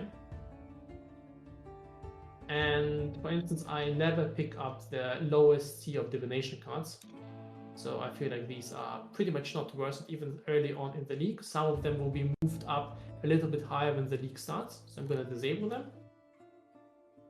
And you can now go to adjust the crafting bases. So which crafting bases would you even consider picking up? So generally, like the tier 1 bases, Flower Gallier, Sorcerer Boots, Royal Birkenace. Depends if it's like an ES build or not, but I would generally, especially on SSF, pick up a lot of like 84, 85, and 86 bases early on, just so that I don't have to look for them later. Would you pick up anything lower than 84? At the start of the league, yeah, I would go for like 78 as well. Yeah.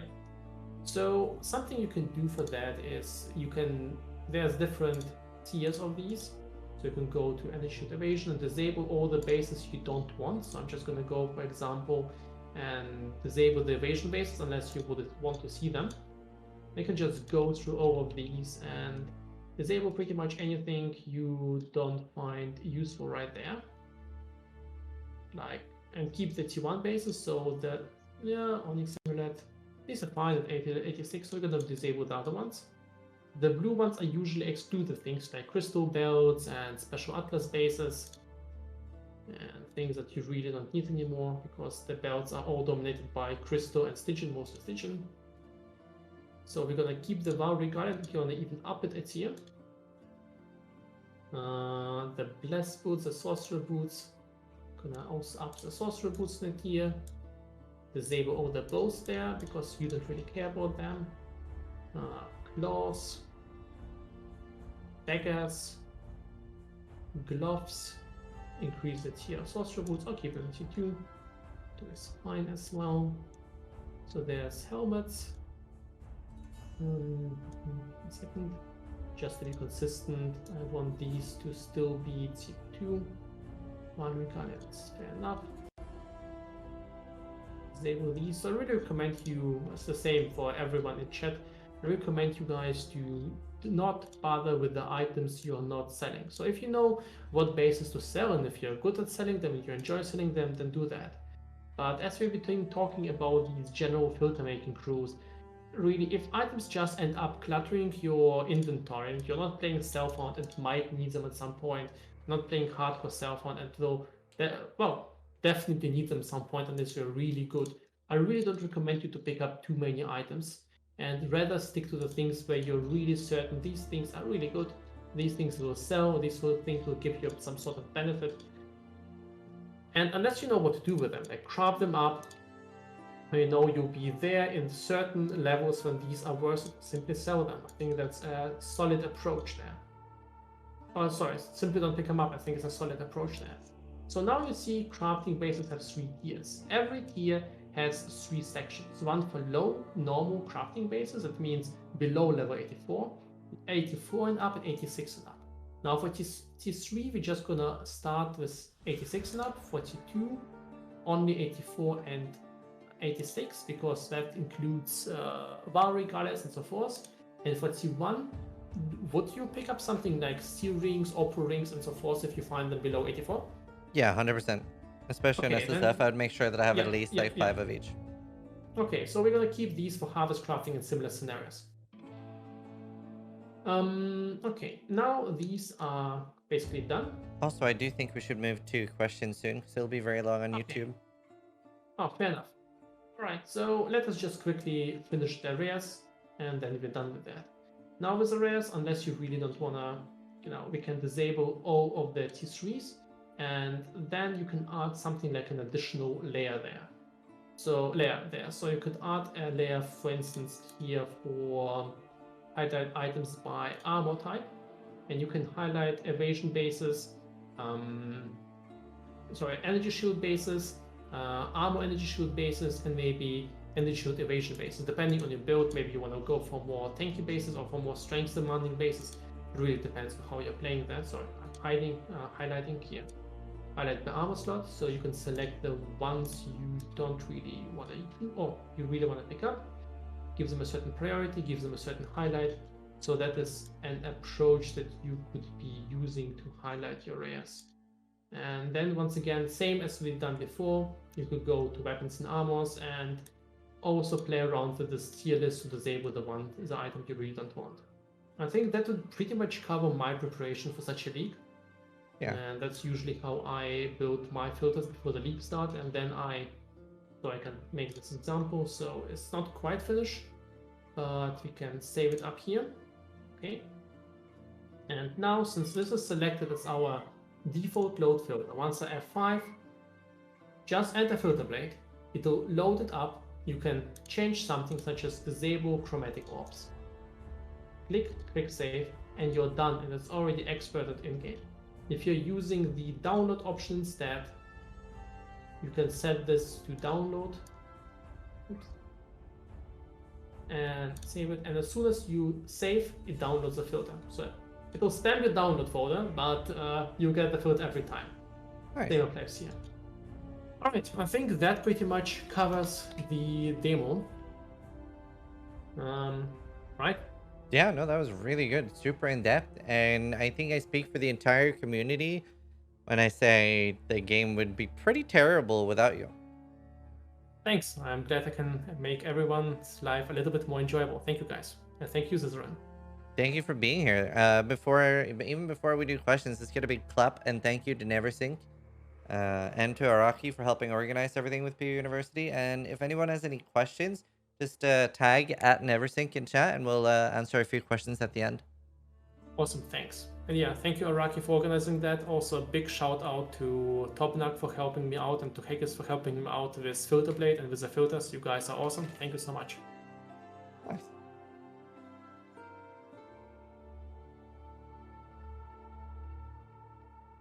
Feel free to just pick a few questions from chat. Okay. Okay, so about the consoles, they are updated manually, and I don't really have a lot of say in it how GGG does that.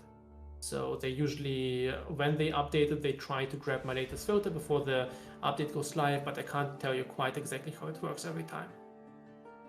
If I set up my leveling now, will it still apply when the filter gets updated for Expedition? Yes. Load the save shortly before leak launch, so 4 to 3 hours before leak launch, and when FilterBlade is updated, you'll see a big message at the top. Everything is updated for the new leak, and load it, and save it to export, and you're done.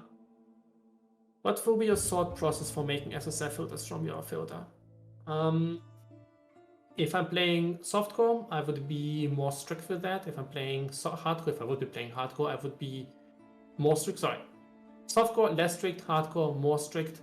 But I would minimize on the items that are definitely not fully used for my current character, while picking up potentially useful items such as high-level crafting bases. I don't usually save up on rares or pick up all kinds of rares. I prefer to pick up the items that are useful for my character to speed my progress, while picking up uniques, and if I get something build enabling, I would think from there. What is the correct way to adjust strictness for filter? If you're using a save at any time, you can just move the strictness up. So you can do it with an existing save, so you don't need to restart everything. And the correct way is, if you think you're seeing too much, move a strictness up. And then if you think, okay, no, that's not exactly perfect, go to FilterBlade, adjust that. Does FilterBlade fully support all Internet Explorers? It fully doesn't support Internet Explorers. One of the advantages behind being an independent developer in this case, and doing this as a hobby project, I get to choose the technologies, and I am not gonna do all of the strange hoops I need to do to support Internet Explorers. Could you put 3 types of filters on PoE website for GeForce users now? I don't know what need to adjust for that. You can go to FilterBlade and you can adjust the filter to whatever you need and put it up there. If you understand programming, do you think editing the actual filter files is faster? No. Probably not. I'm very biased here because I'm developed FilterBlade together with Stopnik and Haggis, but I'm using FilterBlade to adjust my filter. I believe I studied programming, and I would say FilterBlade is a lot faster. A lot. Yeah.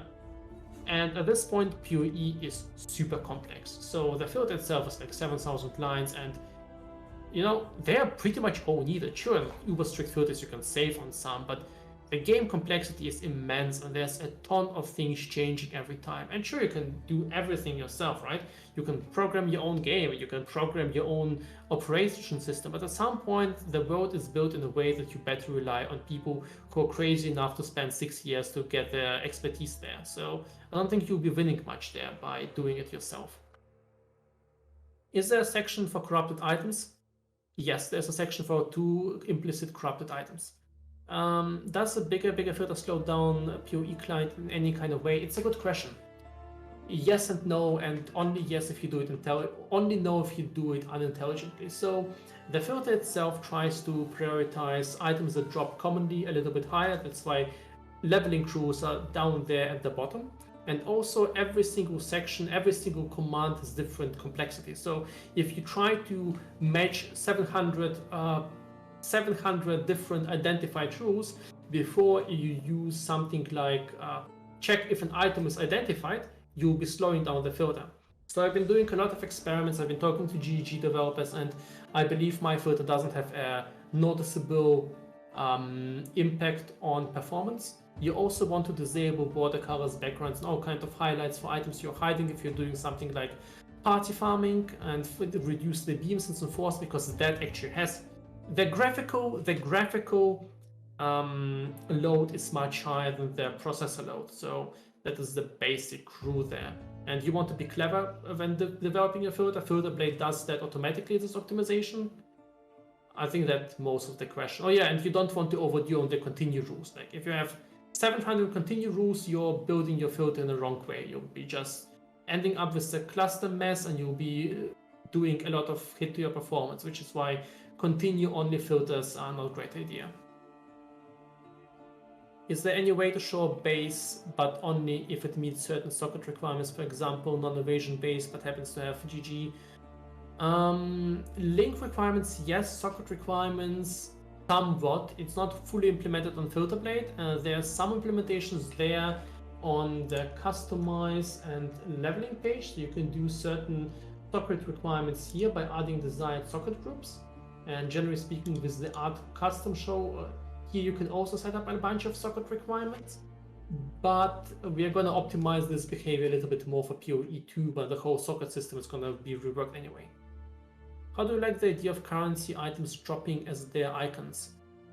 I wouldn't mind that, but it needs to stack properly, and then all items need to drop as their icons, and I think I probably prefer the normal items. Then again, I like the way the Triangled filter feels, so it might actually work. It's a mode. Can you repeat that part where you save the filter and automatically goes on without having to download? Yeah. Go to save load, click on config, and set the on save action to either download or the synchronize, whatever you use, and then once you've saved it that way, you can, anytime you save here, it's going to download. Every time you quick save, it's the same thing. It's going to save it and it's going to download that. Does item purity theory accounts for average real money tap investment?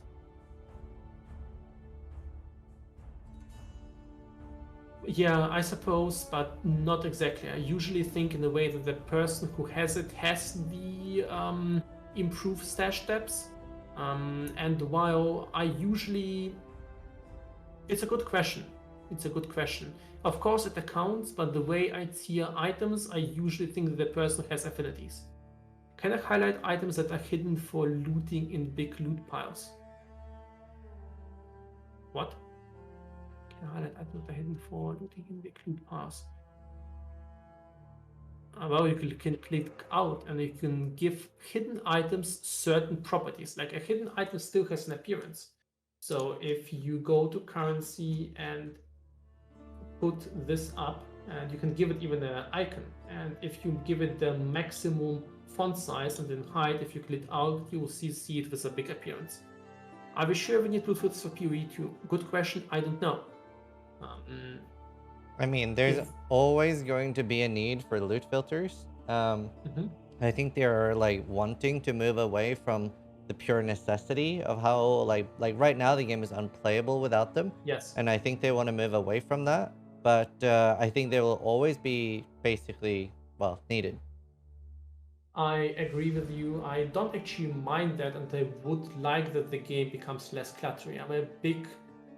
I really dislike the idea that there's huge loot drops, endless shards everywhere, huge amounts of splinters, and endless clicking. I don't think it's good for the game. I don't think it's good for the players. It's definitely not good for your wrists.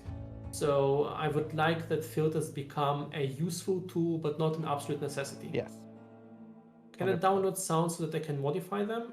You mean the PoE sounds? I think you can find that somewhere in our FAQ up there. I'm not quite certain. If not, ask us on our Discord. There's a Discord there. Are we gonna get PoE Royale filter if GG allows that?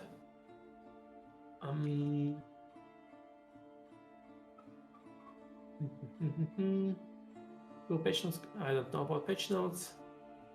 I think we can end it there. Thank you so much, NeverSink, for taking time out of your day to help teach everybody about FilterBlade and everything. You're very much welcome. Super awesome. Really fun. Super awesome. Chat, let's get a big thank you for NeverSink. And mods, can we link NeverSink's Twitch and Twitter and stuff like that? Thanks. Guys, thank you so much for listening. Zizaran, thank you so much for hosting that. Araki, thanks for walking over the presentation with me and looking over it and giving advice. Guys, thank you all. It was really fun. It's been a pleasure. Thank you so much, dude. And a huge thank you for everything you do for the community. Sure, it's fun and I really enjoy it. Awesome. Guys, have a nice day and see you next time. Bye. Goodbye. Thank you. And if you guys like this episode, remember to subscribe if you like it. And more importantly, try to die less than I do.